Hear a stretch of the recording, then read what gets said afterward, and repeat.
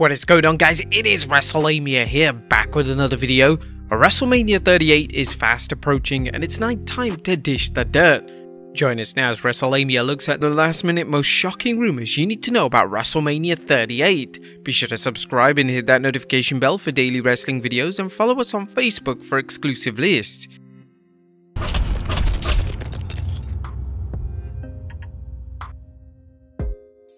First, let's start off with a bit of news as number one, a tag match has been added to WrestleMania. A fan's wondering whether the New Day would compete at WrestleMania can breathe a sigh of relief as Sir Kofi, Kingston and King Xavier Woods are booked to face Sheamus and Ridge Holland. Now you may recall rumours that all three members of the New Day would face Sheamus, Ridge Holland and their new ally Butch, but this changed after Biggie was accidentally injured by Holland during an episode of SmackDown. But now WWE.com has announced the two teams will battle during Night 1 of Mania. Number 2, more celebrity appearances. WWE.com has revealed more celebrity appearances for this year's Showcase of the Immortals. WrestleMania is known for its celebrity appearances, and this year will be no different as Logan Paul steps into the ring alongside The Miz to battle Rey and Dominik Mysterio, and Jackass star Johnny Knoxville squares off against Sami Zayn. However, Logan Paul and Johnny Knoxville aren't the only celebrities heading to Mania, as the WWE has taped two country music performers to open nights 1 and 2. According to WWE.com, as first announced by People, platinum album selling artist Brantley Gilbert and chart-topping singer and songwriter Jesse James Decker will perform America the Beautiful. Brantley Gilbert will perform just prior to WrestleMania Saturday, and Jesse James Decker will perform in advance of WrestleMania Sunday. But that's not all, as you may have heard that celebrity DJ Valentino Khan will entertain the WWE Universe at the AT&T Stadium each night before the show begins. Of course, the WWE Universe will be watching Logan Paul and Johnny Knoxville closely, especially after Bad Bunny's incredible performance at WrestleMania 37. And Mania switching to 2 nights permanently? Now, the story of WrestleMania permanently switching to 2 nights has been discussed, and it appears that this year's show will be the true test of whether the WWE spreads its biggest show of the year over 2 nights or returns to running it on 1 night. While WrestleMania 38 does not look like it'll be a legitimate sellout, Meltzer has discussed how a 2-night event will likely be the WWE's most profitable Mania in terms of ticket sales and merchandise sales.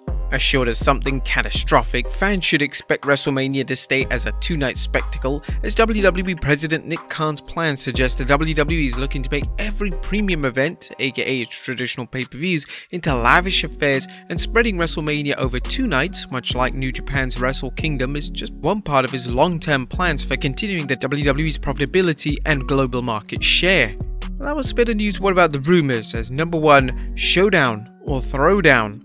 Fans continue to ask whether the Kevin Owens show segment featuring Texas's own Stone Cold Steve Austin will feature the Texas Rattlesnake engaging in anything more than the war of words followed by a stunner or something more. While it seems unlikely fans will see a one-on-one match, after all, if WWE knew Austin was going to wrestle, why wouldn't they hype it? As we reported earlier this year, the WWE moved heaven and earth to try and talk Stone Cold into returning for an actual match. The current theory is that KO and Austin will get some sort of extended brawl. Bleacher Report's Chris Rolling has an interesting theory that KO and Austin's clash on Saturday night could lead to them working a match the next night. While that shouldn't be ruled out, especially knowing Vince McMahon's love for hot-shotting, we have a feeling that Austin will use this exchange to see just how much he can go in the ring, and if he's happy, count on seeing Austin return to the ring for an actual match down the road. If he's unhappy with his performance, he can at least say he gave the fans in Texas one last moment of glory. Number 2, be fair to Flair, Ronda Rousey edition. Fans are taking notice as Ronda Rousey takes on Charlotte Flair for the SmackDown Women's Championship. The question here isn't who will win the Charlotte Flair vs Ronda Rousey title bout, nor is it how good the match will be. Instead, fans should be asking how the WWE will let the narrative of the Queen claiming to be on a different level than Rousey, and whether this means Flair's comments will blow up in her face with a squash loss, or whether she'll show the baddest woman on the planet while she's quickly on track to beating Papa Flair's record world title reigns. This is clearly Rousey's biggest bout since returning to the WWE at this year's Rumble, and the WWE has to be careful with how it books the match. If Ronda runs roughshed on Flair, what will it mean for the Queen's immediate future, as it's likely Ronda will have to lock on the title once she secures it around her waist, with some pundits believing Rousey and Lynch will spend the next year on an undefeated streak until they clash at WrestleMania 38. The WWE will probably work to squeeze at least 2 more rematches from Rousey and Flair, but it's going to be hard to build any interest if Flair loses quickly. Expect to see Flair get some sort of advantage before their match, possibly with an injury angle that allows Flair to give Rousey a run for her money before Rowdy Ronda eventually wins the belt. Number 3. Main Event Musings.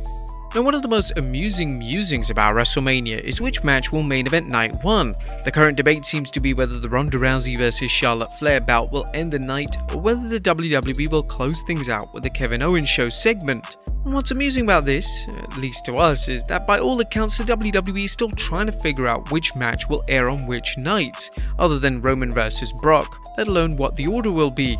And knowing Mr. McMahon, don't be surprised to see matches appear in the oddest of places. WrestleMania 38 certainly wouldn't be the first showcase of the Immortals, where the WWE throws a main event out in its opening bout, whether it's Ronda taking on Charlotte or Bianca Belair challenging Becky Lynch.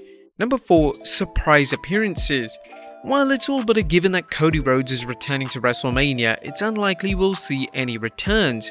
However, fans can count on guest appearances by WWE legends, but just who remains to be seen. You may recall a recent story that the WWE had wanted to bring back the original members of the NWO back for a special appearance at Mania, but that is until the unfortunate passing of Scott Hall. While the WWE could bring back Hogan, Kevin Nash and Sean Waltman, and especially if they want to pay tribute to their fallen friend, there's always the WWE's policy of tending to stay away from mentioning too many deceased wrestlers, which is why the WWE's Hall of Fame main class tends to avoid inducting more than 1 or 2 deceased wrestlers.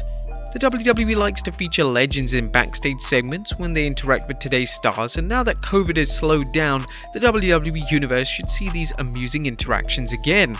One area of interest is this year's Hall of Fame inductees. As us fans know, the WWE's honorees typically make an appearance before the fans at WrestleMania, but will the WWE do anything special to honor The Undertaker? One thing that fans can count on is that the WWE will have Big Papa Pump Scott Steiner on a 30-second delay if the WWE decides to give him a live microphone at any time during his induction ceremony or during Mania weekend. Number 5. Returning Wrestlers. Other than you-know-who, don't expect to see any big returns at Mania, as that has traditionally been reserved for the Raws and SmackDowns after WrestleMania. While there are a slew of superstars from the women's roster who have been sitting on the sidelines, including Bayley, Asuka and Lacey Evans, these returns will likely place after Mania. It's difficult to imagine the WWE finding time to squeeze them in into either Night 1 or Night 2, or wasting their returns at WrestleMania. Number 6. Turn Time. Or will WrestleMania 38 feature any turns, either babyface or heel turns? 2 possibilities come to mind as Dominik Mysterio and Madcap Moss. While things seem to be going well with the Mysterios, other than their recent troubles with The Miz and Logan Paul, the WWE has been planting the seeds for Dominik to go off on his own, including repeated interviews where Papa Ray has said he'll never fight his son in the ring, as well as various spots where Dominik's inexperience and temper have led to losses for the father and son duo. Expect things to finally come to a boil at WrestleMania. Likewise, the WWE has been setting things up for a split between Happy Corbin and Madcap Moss. Moss has been making jokes at Corbin's expense, which makes it seem like fans can expect Moss to turn babyface. But then what? Based on Moss's WWE career so far, this could be the big break he's been looking for, or his last gasp before being wished well on his future endeavors. Number 7. More matches. WrestleMania already has 14 matches, not to mention SmackDown hosting the Andre the Giant Memorial Battle Royal and IC Championship match, so does the WWE need any more matches? Well, not really, unless it feels the need to run a match on each night of the pre-show. However, looking at the WWE roster, the promotion will have to look high and low for anyone who isn't already competing at Mania. Don't count on any extra matches at this year's WrestleMania, as the majority of WWE stars are booked and the remaining stars are mid-card acts at best. And lastly, any big changes ahead? And while WrestleMania no longer seems to be the place where scores are settled for good and WWE has found it too lucrative to stretch things out with its WrestleMania Backlash show, fans could see some major changes to the WWE following the title unification bout between Roman Reigns and Brock Lesnar.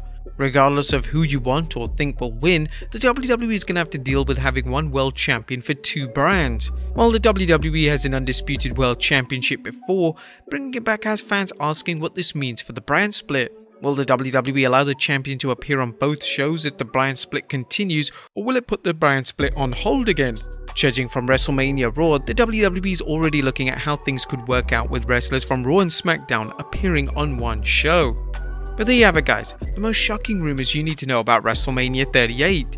Be sure to leave your comments down below, and I'll see you next time with some more wrestling content.